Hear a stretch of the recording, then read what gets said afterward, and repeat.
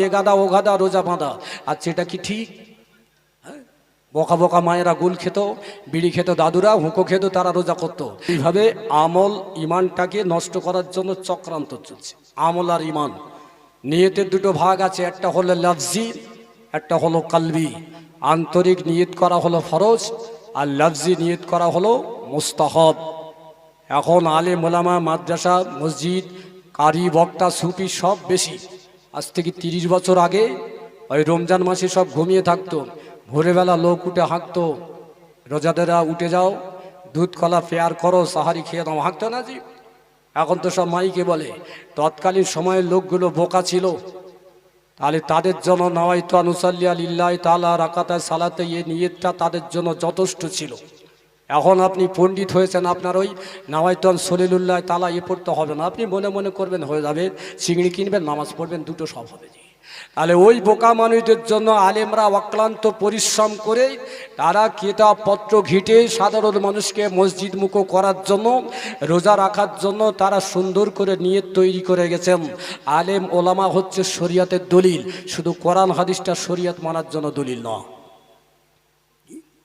অনেক ছোটবেলা নিয়ে শুনতাম এ গাদা ও গাদা রোজা বাঁধা। আচ্ছা, এটা কি ঠিক? বকা বকা মায়েরা গুল খেত, বিড়ি খেত দাদুরা, হুঁকো খেত, তারা রোজা করত।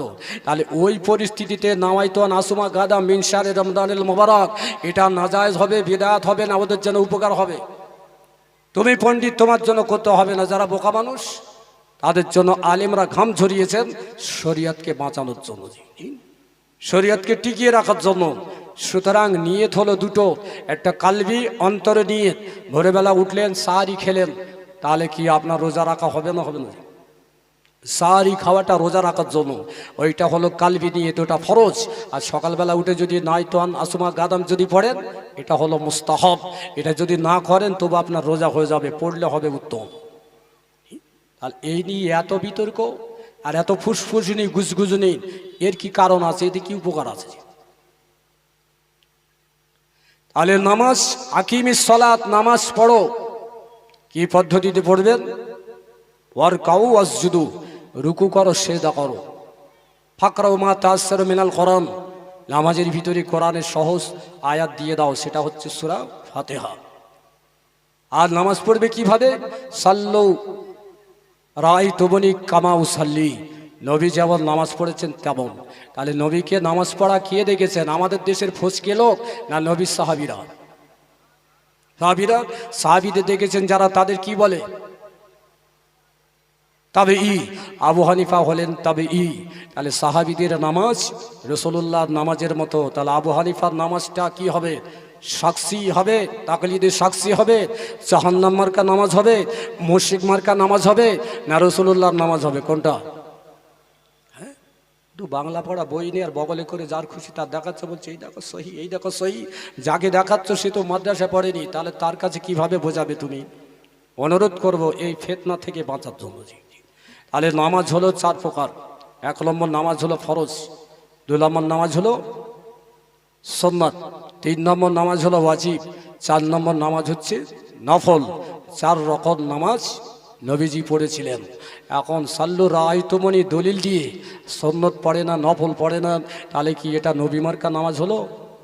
কি নবী তাহাজ্জুদ পড়েছিলেন, আওয়াবিন পড়েছিলেন, ইশরাক পড়েছিলেন, চাস্ত পড়েছিলেন। আমরা ফরজ ছাড়া কিছুই পড়ি না, তাহলে কি হলো? নবী মার্কা নামাজ হলো? নবী পাক সাল্লাল্লাহু আলাইহি ওয়াসাল্লাম বলেন, মান তারাকা সালাতা মুতাআম্মিদান ফাকাদ কাফারা, যে ইচ্ছা করে নামাজ ছেড়ে দিল সে কুফরি কাজ করলো। বাংলাদেশে হাদিসটার ব্যাখ্যা হচ্ছে, যে ইচ্ছা করে নামাজ ছেড়ে দিল সে কাফের হয়ে গেল। এই পূর্ণাঙ্গ 2 ঘন্টার একটা বক্তৃতা আছে, এটা শুধু বোঝানোর জন্য বললাম। আপনারা বলুন, এখানে অনেক জ্ঞানী মানুষ আছেন, খাই আর খাবো এক মানে আসবে? বা খাচ্ছি আর খাই এক মানে? তাহলে কাফারা মানে কুফরি করলো, আর কাফের মানে কাফের হলো। হাদিস এসছে, মান তারাকা সালাত মুতাআম্মিদান ফাকাদ কাফারা, যে ব্যক্তি ইচ্ছা করে নামাজ ছাড়লো সে কুফরি করলো। কিন্তু নবীজি কাফের শব্দ ব্যবহার করেনি। কাফের শব্দটা হচ্ছে ফাইল, মান তারাকা সালাত মুতাআম্মাদান ফাহুয়া কাফেরুন। এটাই যদি হাদিস থাকতো তাহলে ইচ্ছা করে নামাজ ছাড়লে কাফের হতো। তাহলে এই নামাজ ছাড়ার জন্য হাদিসের ব্যাখ্যাটা ঘুরিয়ে বলছে যারা ইচ্ছা করো নামাজ ছাড়ে তারা সব কাফের। তাহলে কাফের যদি হয়ে যায় বউগুলো কি হবে? আর তুমি মাওলানা বললে যে ইচ্ছা করে নামাজ ছাড়ে সে কাফের, তাহলে তোমার বোনাই নামাজ পড়ে না, বোন নামাজ পড়ে, বোন থাকবে না, তালাক হবে, বিয়ে ভেঙে যাবে, কি হবে? এইগুলো শুধুমাত্র মানুষকে বিভ্রান্ত করার জন্য বাজারে প্রচার। আমি আপনাদের দেশের ছেলে, আল্লাহ যদি বাঁচায়, এর উপর আমার বক্তৃতা আছে, 2 ঘন্টা বক্তৃতা। কাফের হবে না কাফের হবে না, গুনাহগার হবে না ক্ষমা আছে, 4 ইমামের মত কি আছে, ইনশাআল্লাহ সেদিন বর্ণনা দেবো। জি, তাহলে নামাজ হলো 4 প্রকার। সেই নামাজ আমরা সঠিকভাবে পড়ি না। 3টে নামাজের দলিল দিচ্ছি, অসুবিধা হবে না কিছু? হযরত আলী কারামাল্লাহু ওয়াজহাহু, ওমর ফারুক রাদিয়াল্লাহু তাআলা আনহু যখন তিনি খলিফা ছিলেন, এই অবস্থায় হযরত আলী খলিফার কাছে পারমিশন নিলেন, হযরত আমাকে অনুমতি দেন, আমি আমার ছেলে হযরতে হাসান, আমি আমার ছেলে হুসাইনকে নিয়ে আমি মক্কা ভূমিতে যাব, উমরা করতে যাব। ভাই লাইভ হবে না তো? হ্যাঁ লাইভ দেবেন না, অনুরোধ ভাই। আমার কলিমুল্লাহ হুজুরের সঙ্গে একটা ওয়াদা আছে, হুজুর ভালোবাসতেন, হুজুর পছন্দ করতেন না ছবি তোলা, কিন্তু মেদিনীপুরের দিকে চুরি করে করে ছবি তুলে নেটে ছেড়ে দিচ্ছে। হযরত আলী রাদিয়াল্লাহু তাআলা অনুমতি নিয়ে হযরতে হাসান হোসেনকে নিয়ে তিনি চলে আসলেন মক্কা ভূমিতে। রাতের বেলা কি করলেন? মাগরিব পড়লেন, ঈশা পড়লেন, কাবা শরীফে তিনি তওয়াফ শুরু করে দিলেন। এই অবস্থায় হঠাৎ কাবার বাইরে থেকে কান্নার একটা শব্দ আসছে, করুণ শব্দ। হযরত আলী রাদিয়াল্লাহু তাআলা তিনি তার ছেলেদের নিয়ে তওয়াফ করা শেষ করে দিয়ে হাসান হোসেনকে বললেন, যাও হেরেমের বাইরে, কাবার বাইরে কাঁদছে, তার করুণ কান্নাটা আমাকে বড় ব্যথা দেয়, একবার গিয়ে দেখো কে কাঁদছে, তাকে ধরে নিয়ে আমার কাছে আসো। হযরত আলী তিনি তওয়াফ করা শেষ করে দিলেন, 2 জন কলিজার টুকরা গেলেন, চলে গিয়ে দেখছেন একটা জওয়ান ছেলে জমিনের উপরে বসে বসে কাবার দিকে মুখ করে চিৎকার করে কাঁদছে, আর ওই ছেলেটির একটা হাত অবশ আছে, একটা পা অবশ হয়ে গেছে। হাসান হোসেন গিয়ে বললেন, এই রাতের বেলা কেন চিৎকার করে কাঁদো? আমাদের আব্বা জানের নাম হলো হযরতে আলী, তিনি আমরা সবাই তওয়াফ করছিলাম, তোমার কান্নার শব্দটা তিনি শুনতে পেয়ে আমাদেরকে পাঠিয়ে দিয়েছেন, কেন কাঁদছো বলো, আর তোমাকে ধরে নিয়ে যাওয়ার জন্য বলেছেন। ছেলেটি বললেন, আমার ভিতরে একটা দোষ আছে, তাই আমি কাঁদছি, কিন্তু তোমাদের কাছে বলবো না, আমি তো হাঁটতে পারবো না। হাসান হোসেন 2 জন কি করলেন? ওই জওয়ান ছেলেটাকে কোলে করে হাত পা ধরে নিয়ে হযরত আলীর কাছে হাজির করলেন। হযরত আলী বলেন, ওগো জওয়ান, এই রাতের বেলা তুমি কেন ক্রন্দন করো? ছেলেটি বলল, আমার একটু দুঃখ আছে, বেদনা আছে, আমি তাই কাঁদছিলাম হুজুর গো। হযরত আলী বললেন, কেন কাঁদছিলে, কি দুঃখ তোমার ছিল? ছেলেটা বলেন, আমি জওয়ান ছেলে, আমার কথাটা বড় বড় লজ্জা লাগে হুজুর, আমি নিয়মিত শরাব পান করতাম, আমি মদ পান করতাম, গালাগালি করতাম, আমার আব্বা বড় বাধা দিত, কিন্তু তার কথা শুনতাম না। আমার আব্বা বাধা দিত, তাকে আমি গালি দিতাম। আব্বাজি বলতেন, আমি কাবায় নামাজ পড়ি, আর তুই আমার ছেলে শরাব পান করবি না।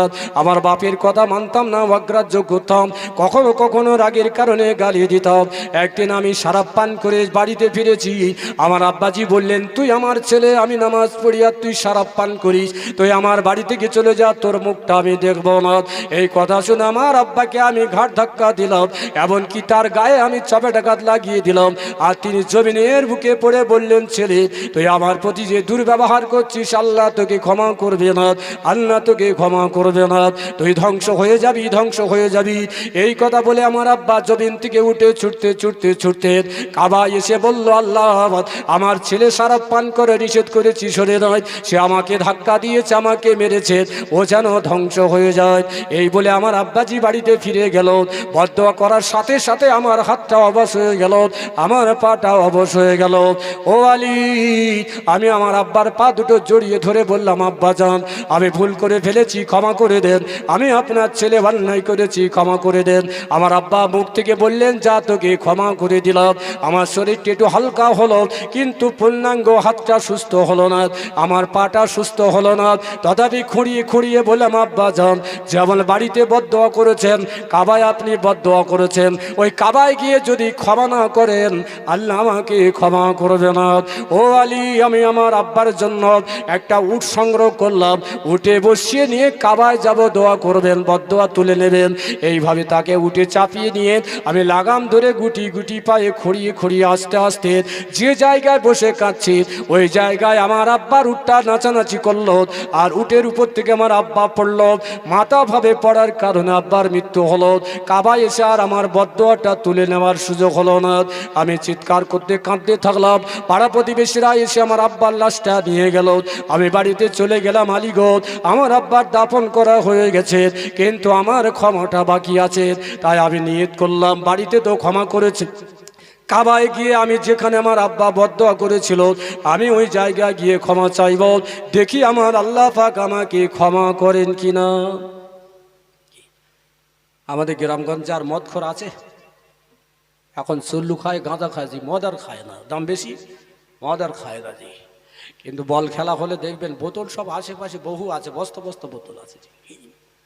রসুল বললেন সালাসা লা ইয়াদখুলুল জান্নাতা ওয়ালা ইয়াজিদু রায়হাতিল জান্নাহ মদমিনুল খামরা, তিন শ্রেণীর মানুষ জান্নাত পাবে না, সুগন্ধি পাবে না। তার মধ্যে যারা মদ খায়, মদের ব্যবসা করে, মদের মজলিসে আড্ডা দেয়। আমি যদি খুব খুলে বলি, এইসব ভাইরা গলায় এই গামছা পরিয়েছে, মানে সামনে বছর ফের আসতে বলবে, আর এখন যদি বলি মারপিট শুরু হয়ে যাবে। সেই জন্য গামছা যখন আছে মার খেয়ে লাভ নেই। অন্তত হাদিসের কথা অনুসরণ করে বন্ধুরা একটু সচেতন হবেন। অল্পদিন বাঁচবো, এভারেজ বলছে 55-র বেশি না জি। হ্যাঁ, তাহলে এই দিক থেকে আমাদের হেফাজত থাকা দরকার। হযরত আলী রেগে গিয়ে বললেন, ওরে নালায়েক, করে নরাধম, শোন শোন, তোর আব্বা যদি তোর প্রতি খুশি হয় আমার আল্লাহ খুশি হয়ে যাবে, আর তোর আব্বা যদি তোর প্রতি অখুশি হয় আমি আলী দোয়া করলে, তুই কাবায় দোয়া করলে আল্লাহ পাক খুশি হবে না। ছেলেটি পা জড়িয়ে ধরে বলেন, আলী আমি সাক্ষী দিচ্ছি আমার আব্বা আমার প্রতি সন্তুষ্ট, তা না হলে কাবায় আসতে চাচ্ছিল, আমি উঠে করে আনছিলাম, উটের দুষ্টুমির কারণে রাস্তায় পড়ে মারা গেছে, আমার আব্বাজি নিশ্চয়ই আমার প্রতি সন্তুষ্ট। হযরত আলী বললেন, শোনো, তোমার জন্য দোয়া করব, যদি তোমার আব্বা মন থেকে ক্ষমা করে দেয়, তোমার আব্বার ক্ষমা যদি আল্লাহ কবুল করে দেয়, আমি আলী বলছি আল্লাহ তাহলে খুশি হবে, যদি তোমার আব্বা খুশি হয় আমার আল্লাহ খুশি হবে না। এই বলে হযরত আলী ওই কাবার দরজা সম্মুখে 2 রাকাত নামাজ পড়তে দাঁড়িয়ে গিয়েছিলেন। কোথায় পাবেন? ওইটার নাম হলো তারিখে খোলাফায়ে বাগদাদ, হযরত জালালউদ্দিন সিউতি হুজুরের লেখা। বাগদাদের ইতিহাস আরবিতে পাবেন, তত পাবেন না, বাংলাদেশে পাওয়া যাবে, ইন্ডিয়ায় পাওয়া যাবে না। তাহলে এই বইতে এই ঘটনা লেখা আছে। হযরত আলী 2 রাকাত নামাজ পড়লেন ওই ছেলেটি দোয়া করার জন্য। নবী যে নামাজ পড়েনি, হযরত আলী সেই নামাজ পড়লেন। কি বলবেন? বেদাত বলবেন, নাজায়েজ বলবেন? তাহলে ফরজ নামাজের বাইরেও অতিরিক্ত নামাজ পড়া শরীয়তে জায়েজ আছে। তোমরা শরীয়ত মানো না, তা শুধু 4 রাকাতে বেশি পড়বে কেন? 4 রাকাতের বেশি পড়বে কেন? হযরত আলী রাদিয়াল্লাহু তাআলা 2 রাকাত নামাজ পড়ে আর হাত তুলে দোয়া করার পরে ফা দারাবা আলা জাহারিহি, তার পিঠে সজোরে একটা চড় লাগিয়ে দিয়ে বললেন, যা, সুস্থ হয়ে তুই বাড়িতে ফিরে চলে যা। হযরত আলী চড় লাগালেন, মুখ থেকে বললেন, সুস্থ হয়ে চলে যা। যে 1 হাত অবশ ছিল, 1 পা অবশ ছিল, কাবার সম্মুখ থেকে পেটন খেয়ে মার খেয়ে সুস্থ অবস্থায় বাড়িতে ফিরে চলে যায়। বলুন সুবহানাল্লাহ। এই ছিল বুজুর্গানের দিনের নামাজ। রাসূল বললেন, ইয়ানকিসুল আমাল, এই সমাজে এসব নামাজ কমে যাবে। জানতে চাইবে কোন হাদিসে আছে, কেন হযরত আলী পড়লো, নামাজ পড়ে কি হবে, অনেক রকম কথা বলবে। জি, সেজদা হলো আল্লাহর জন্য, পৃথিবীতে আর দ্বিতীয় কেউ সেজদার মালিক না, নামাজ হলো আল্লাহর জন্য। সেই জন্য আমরা মসজিদে গিয়ে চেষ্টা চালাবো কাবুলুল জমা পড়ার জন্য, দুখুলুল মসজিদ পড়ার জন্য আমরা চাইবো, পড়ার চেষ্টা করব, ছাড়বো না। আখিরের জন্য নামাজ পড়ার জন্য, যে নামাজের নাকি আখিরাতের মাঠে আমাদের মুক্তির জন্য আল্লাহ পাক জারিয়া বানিয়ে দেবেন। বলি সুবহানাল্লাহ। 2 নম্বর, হযরত আলী রাদিয়াল্লাহু তাআলা মদিনার খলিফা ছিলেন, আর রাজধানী তিনি নিয়ে গিয়েছিলেন কোথায়? ইরাকের কুফা নগরীতে। ইরাকের কুফা। ভারতবর্ষের রাজধানী কোনটা? দিল্লি। আর কলকাতার রাজধানী কোথায় ছিল? আলীনগর তো নাকি, এখন তো পাল্টে গেছে। হ্যাঁ, পশ্চিমবাংলার রাজধানী কলকাতা, আর কলকাতার রাজধানী দিল্লি। ভারতবর্ষের রাজধানী দিল্লি, কলকাতার পশ্চিমবঙ্গের রাজধানী ছিল কলকাতা, আগে ছিল আলীনগর। এ তো মোল্লাদের নামের সাথে যুক্ত আছে, স্থায়িত্ব পাবে? ইতিহাস চেঞ্জ হবে, পরিবর্তন করবে জি। হ্যাঁ, বারবার আলী নাম ধরা তো মোল্লাদের একটা গোলামতির ব্যাপার আছে জি। যাক, এগুলো হচ্ছে ইতিহাসিক তথ্য, না বলা ভালো। তো হযরত আলী রাদিয়াল্লাহু তাআলা মদিনা থেকে রাজধানী তিনি নিয়ে গিয়েছিলেন ইরাকে। ইরাকে শাসন কার্য চালাতেন, কিছুদিনের জন্য মদিনায় ফিরে আসলেন। ফরাদ বলে একটা নদী ছিল, ওই নদীতে হঠাৎ রাতের বেলা পানি বেড়ে নদীর বাঁধ ভেঙে গ্রামের কিছু জায়গা সয়লাভ হয়ে গেল, পানি পৌঁছে গেল। সকাল হয়ে গেল, কিছু দেশের মানুষ দ্রুতগতি সম্পন্ন ঘোড়া চড়ে মদিনায় চলে আসলেন। হযরত আলীকে খোঁজাখুঁজি করছেন, খুঁজতে খুঁজতে মদিনার মসজিদে হযরত আলীকে পাওয়া যায়। হুজুর, আমরা ইরাক থেকে এসেছি, ফরাত নদীর বাঁধ ভেঙে রাতের বেলা সয়লাভ হয়ে গেছে, ফসল নষ্ট হয়ে যাবে, পানির পরিমাণ যদি বেড়ে যায় আরও আমাদের অর্থ সম্পদ ফসল ক্ষতি হবে, আপনি একটু ফিরে চলুন, আপনি একটু ফিরে চলুন, ফরাত নদী যাতে বন্যা না হয়। পানি দেওয়ার মালিক আল্লাহ তো জি। তো কোনো জায়গায় যদি বন্যা হয়, কলেরা, ভেদভূমি হয়, বলছি এসব মোল্লাদের কারসাজি। হ্যাঁ, এইসব মোল্লাদের কারণে হচ্ছে, লুঙ্গি বাহিনীর কারণে হচ্ছে। এভাবেই আমাদের দোষ দেওয়া হয়। হ্যাঁ, সেমিফাইনাল ওঠার আগে যদি স্বামীর বল খারাপ হতো, কি হতো জি? তোলপাড় হয়ে যেত। কি তো আমরা মাওলানা এসব বলি না, পেপার পত্রিকা দেখি একটু জি, বলি না এর ভিতরে জাতপাত আছে কিনা। তো হযরত আলী রাদিয়াল্লাহু তাআলা বললেন, ফরাত নদীর পানি বেড়েছে, তা আমি কি করব? বলছে, আপনার যেতে হবে, আপনি তো রাসূলুল্লাহর সাহাবী, খলিফা, আপনি গিয়ে দোয়া করবেন, পানি কমে যাবে। হযরত আলী রাদিয়াল্লাহু তাআলা কি করলেন? বাড়ির ভিতরে প্রবেশ করলেন। আল্লাহ নবীর একটা পাগড়ি ছিল, সেই পাগড়িটা মাথায় বাঁধলেন। নবীজির একটা জুব্বা ছিল, জামা ছিল, সেটা গায়ে পড়লেন। আর একটা লাঠি হাতে করে নিয়ে হিষ্টপুষ্ট ঘোড়ার উপরে সওয়ারি হয়ে বললেন, ওই ইরাকের মানুষেরা তোমরা আমার পিছু পিছু এসো, আমি আগে পৌঁছে যাব ফোরাত নদীর কিনারায়, গিয়ে দেখবো সেখানকার অবস্থা কি আছে। হযরত আলী রাদিয়াল্লাহু তাআলা গিয়ে দেখতেন নদীর পাড় আর পানি সমান সমান আছে, যে কোনো সময় বাঁধটা ভেঙে সয়লাভ হয়ে যেতে পারেন। হযরত আলী রাদিয়াল্লাহু তাআলা দাঁড়িয়ে আছেন, ইরাকের মানুষেরা চারিদিক থেকে এসে হাজির হয়ে গেল। পানির পরিমাণটা কিভাবে কমানো যাবে? হযরত আলী রাদিয়াল্লাহু তাআলা ওই জায়গায় তিনি ওযু করলেন, আর 2 রাকাত নামাজ পড়ে আল্লাহর কাছে তিনি হাত তুলে দোয়া করলেন। এই নামাজ পড়ার পরে হযরত আলী রাদিয়াল্লাহু তাআলা নদীর পানির কাছে চলে গেলেন। আল্লাহ নবী জীবনে কোনোদিন এইভাবে 2 রাকাত নামাজ পড়েননি। আল্লাহ হযরত আলী নদীর পানি কমানোর জন্য নামাজ পড়লেন। এই নামাজটাকে কি বলবেন? বেদাত বলবেন, নাজায়েজ বলবেন, না জায়েজ বলবেন? আর খলিফা হযরত আলীর বিরুদ্ধে যদি ফতোয়া দেন, আপনার ইমানের ঘরে পেরেক চলে যাবে, আপনার ইমানটা মূল্যবান ইমান হবে না। বল লিক হয়ে যায়, দেখেছেন? বল থাকে কিন্তু হাওয়া থাকে না। তাহলে হযরত আলীর এই নামাজটাকে বলো না, তোমার ইমান এরকম ফুটো হয়ে যাবে জি। হযরত আলী রাদিয়াল্লাহু তাআলা নামাজ পড়ে আর লাঠি নিয়ে পানিতে লাগিয়ে দিয়ে বলছে, ওদের নদীর পানি সব, আমি হলাম রাসূলুল্লাহর গোলাম, সেই রাসূলুল্লাহর গোলাম আমি হযরত আলী। রাসূলুল্লাহর জামা, রাসূলুল্লাহর পাগড়ি, আমার মাথা, জুব্বা, আমার গায়ে লাঠি তোমাতে লাগিয়েছি, তুমি কিছু পরিমাণ পানি কমে যাও। মুখের কথা মুখে থাকতে থাকতে 1 হাত পরিমাণ পানি কমে গেল। বলুন সুবহানাল্লাহ। কি বলবেন? জাদু বলবেন? হযরত আলীকে জাদুকর বলবেন? তাহলে হযরত আলী এখানে কি দোহাই দিয়েছিলেন? আমি হযরত আলী বলছি পানি কমে যাও, এই কথা বলেছেন? রাসূলুল্লাহর পাগড়ি আছে, রাসূলুল্লাহর জুব্বা আছে, রাসূলুল্লাহর লাঠি আছে, সুতরাং তোমাতে স্পর্শ করেছি, পানি কমে যাও। এই দোয়া কবুল হলো, আল্লাহ পাক নদীর পানি কমিয়ে দিলেন। বলুন সুবহানাল্লাহ। তাহলে হযরত আলী এই যে নামাজ পড়েছিলেন, কোন নামাজ? তাহলে ইস্তেখারা বলে একটা নামাজ আছে, আগামী কোনো কিছু ঘটবে সেটা জানার জন্য নামাজ পড়া হয়, তাকে বলে ইস্তেখারা নামাজ।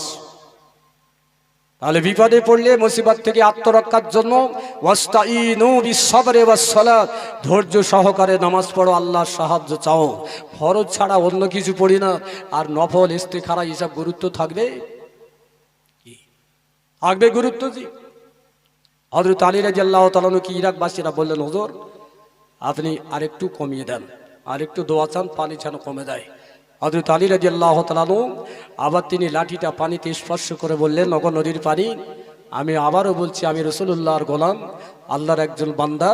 তুমি এমন পরিমাণ পানি কমে যাও, ইরাকবাসী যেন শান্তিতে রাতের বেলা ঘুমাতে পারে। বলুন সুবহানাল্লাহ। পানির পরিমাণ দ্বিগুণ পরিমাণ কমে গেল। ইরাকবাসীরা খুশি হয়ে বললেন, হুজুর আর আমাদের নদীর বাঁধ ভেঙে কোনো ক্ষতি হবে না। বলুন সুবহানাল্লাহ। এই দুটো কথা বললাম হযরত আলীর জন্য। এই নামাজ হযরত আলী পড়েছিলেন, যে নামাজ রসুল পড়েননি। কিন্তু কোরআন এসেছে ওয়াস্তাইনু বিস-সাবরি ওয়াস-সালাত, ধৈর্য সহকারে তোমরা নামাজ পড়ো। তাহলে বিপদে পড়লে নামাজ পড়া যায়, অসুখে পড়লে নামাজ পড়া যায়, কোনো কিছু চাওয়ার আগে নামাজ পড়া যায়। আপনি শুধু ফরজ নিয়ে দলিল দেবেন 2 রাকাত আর 4 রাকাত, ঠ্যাং এক জায়গায় আছে না ফাঁক হয়ে গেছে, এটাই নিয়ে ছটফটানি করছেন। মানুষের আমল বাড়বে কি করে, ঈমান বাড়বে কি করে, আখিরাতে কিভাবে আল্লাহর কাছে সে স্বচ্ছ বান্দা পরিণত হবে, সেই কথাই বলা তো আলেমদের কথা নাকি? আরো দলিল আছে।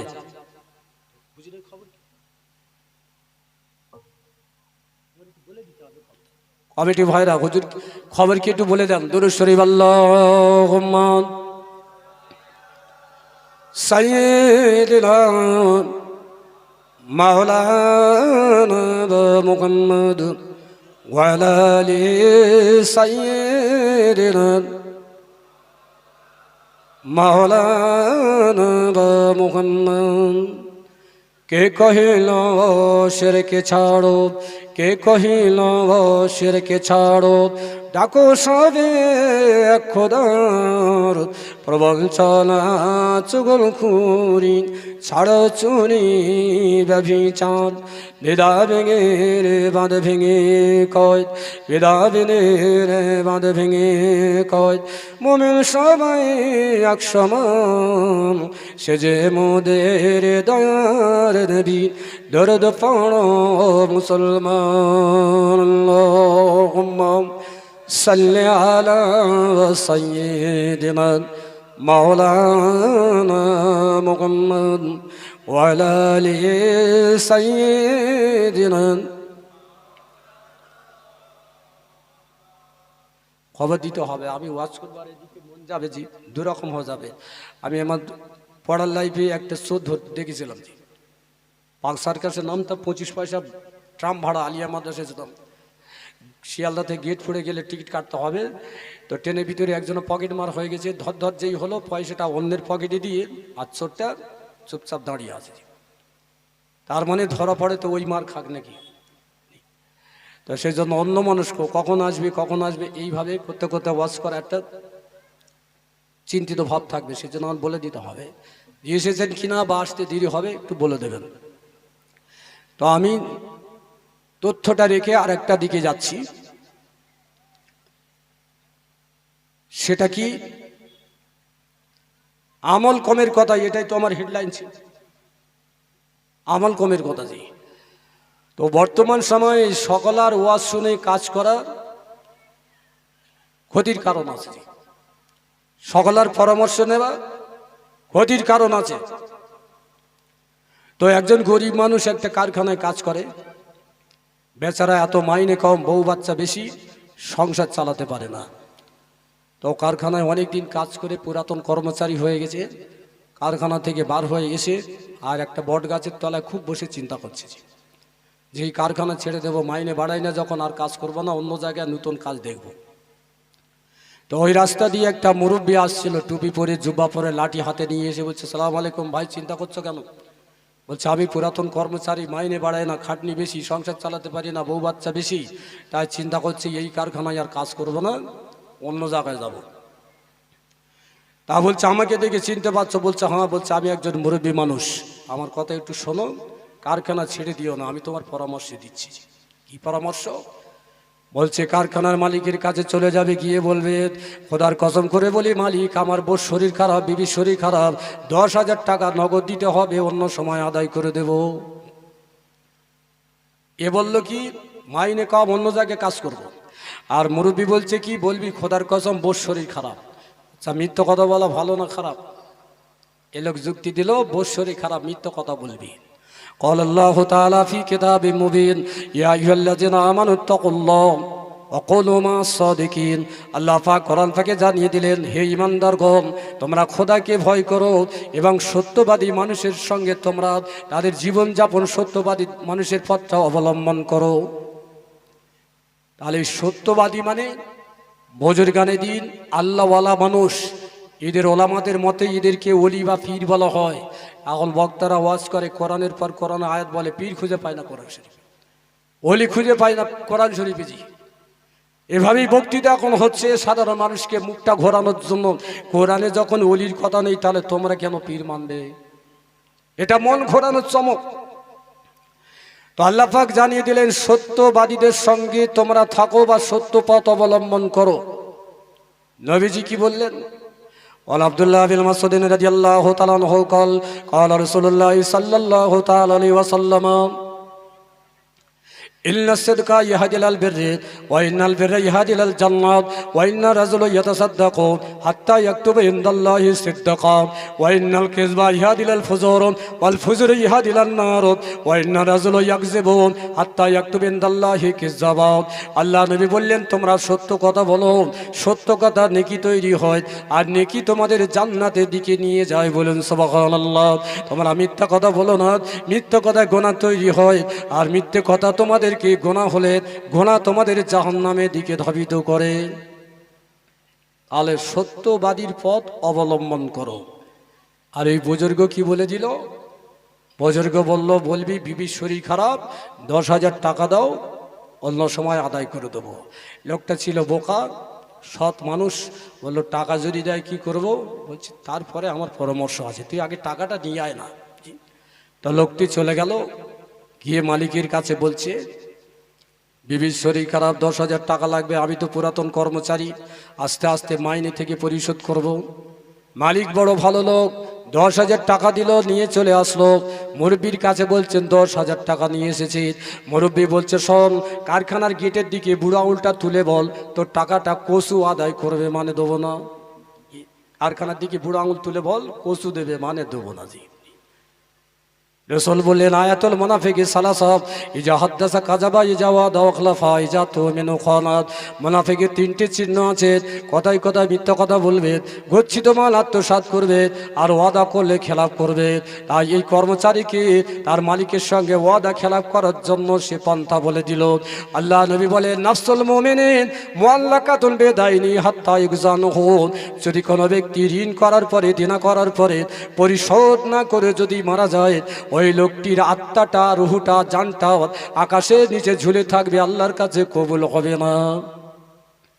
এই জন্য ইমাম সাহেবকে দিয়ে বলা হয়, হুজুর বলেন, লোকটা দেনা করেছে, যদি চায় তো দেবো, আর ক্ষমা করে তো আলহামদুলিল্লাহ। এটা আমরা বলি না গ্রামাঞ্চলে? জি, কিন্তু একবার পিছন দিকে কেউ যদি বলে 500 পাবো, আমাদের এই ছোটো চোখ বড় রসগোল্লা 10 টাকার মতো হয়ে যাবে। জি, কত বড় বেহায়া দেখো, হ্যাঁ, কত বড় বেহায়া দেখো, 500 টাকা পায়, ওই মরে গেছে, ওই আবার চায়। অথচ ইমামকে দিয়ে বলাচ্ছে যদি চাই দেব, আর কেউ যদি চায় তাহলে চোখ কিন্তু বড় হয়ে যাবে।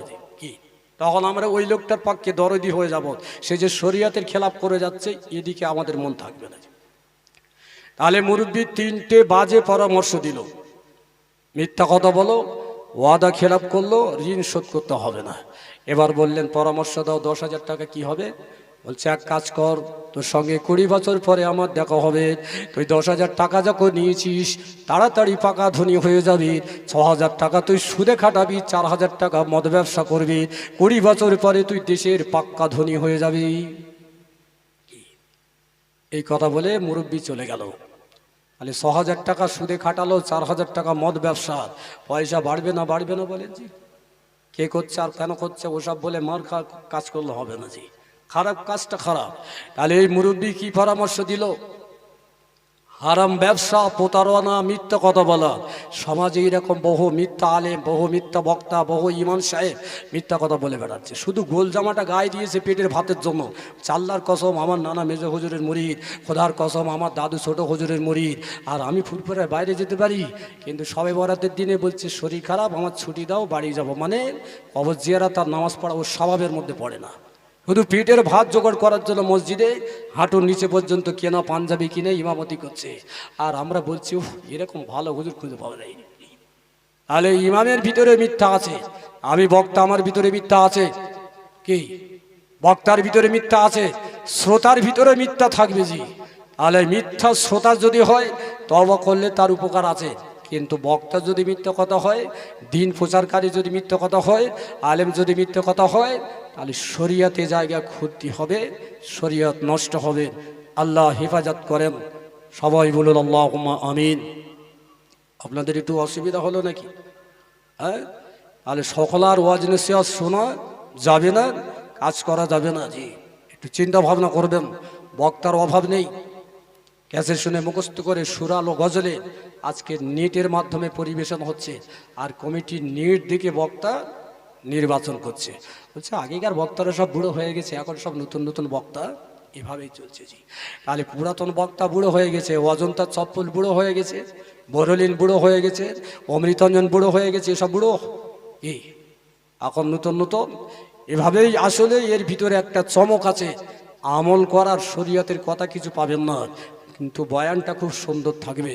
আল্লাহ হেফাজত করেন। সবাই বলুন আল্লাহুম্মা আমিন। আমার শেষ দলিল, আমি এবারই কিছু কথা রাখবো। আরো একবার দরুদ শরীফ, আল্লাহুম্মা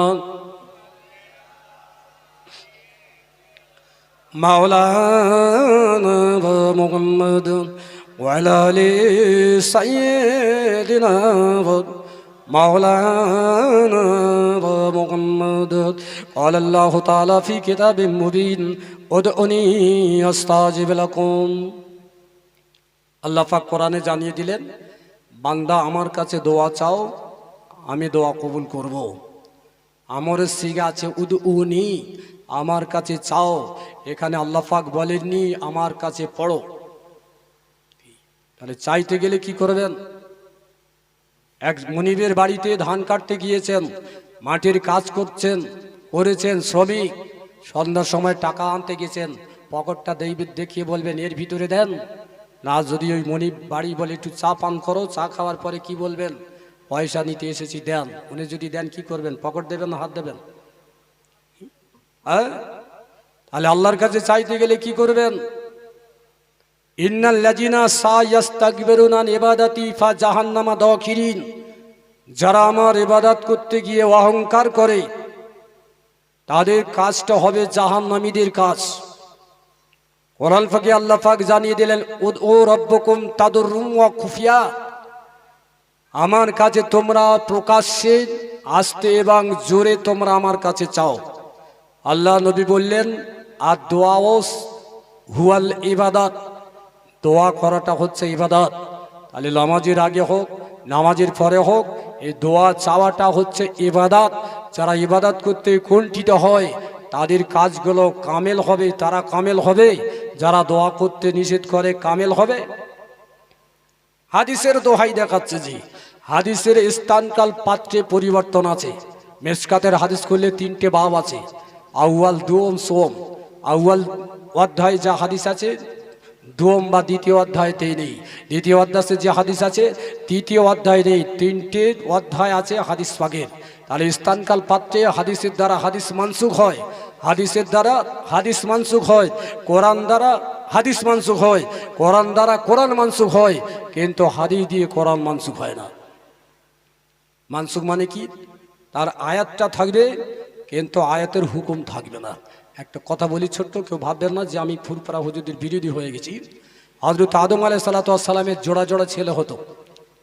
পৃথিবীতে বংশবৃদ্ধির জন্য প্রথম পক্ষের ছেলে দ্বিতীয় পক্ষের মেয়ে, দ্বিতীয় পক্ষের ছেলে প্রথম পক্ষের মেয়ে বিয়ে করার নির্দেশ ছিল। এটা কোরআনে আছে এবং কিয়ামত পর্যন্ত থাকবে। কিন্তু এই আয়াতের হুকুম মানসুখ হয়ে গেছে আমাদের নবী আসার পরে। হুররিমাত আলাইকুম উম্মাহাতুকুম বানাতুকুম ওয়া আখওয়াতুকুম ওয়া খালাতুকুম, আপন মায়ের বোনকে, সহোদরা বোনকে তোমাদের জন্য বিয়ে করা হলো হারাম।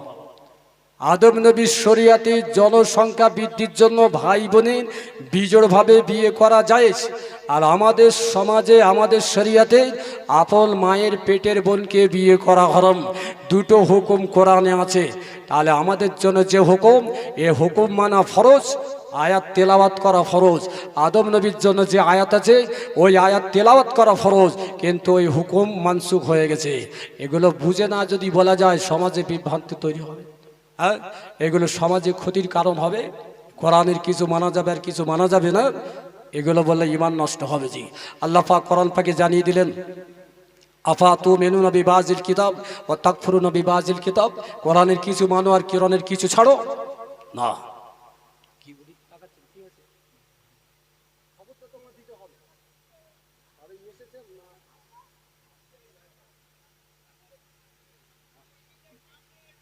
হ্যাঁ, সেটা বলে তো তকবীর দিতে হবে তো। জি, নারায়ে তাকবীর, নারায়ে তাকবীর, নারায়ে তাকবীর। আওলাদে মুজাদ্দিদে জামান, আওলাদে মুজাদ্দিদে জামান জনাব ভাই সাহেব হুজুর কেবলা, জনাব ভাই সাহেব হুজুর কেবলা সিলসিলায়ে ফুরফুরা শরীফ মহান ঈসা আলী সওয়াব, আমন্ত্রিত ওলামা হযরতগণ, সমাবেত শ্রোতা মণ্ডলীগণ, আজকে জলসার কমিটি সাহেবান বৃন্দগণ, আমন্ত্রিত ওলামা হযরতগণ, নারায়ে তাকবীর। দরুদ শরীফ। আল্লাহুম্মা সাল্লি আলা সাইয়্যিদিনা মাওলানা মুহাম্মদ ওয়া আলা আলি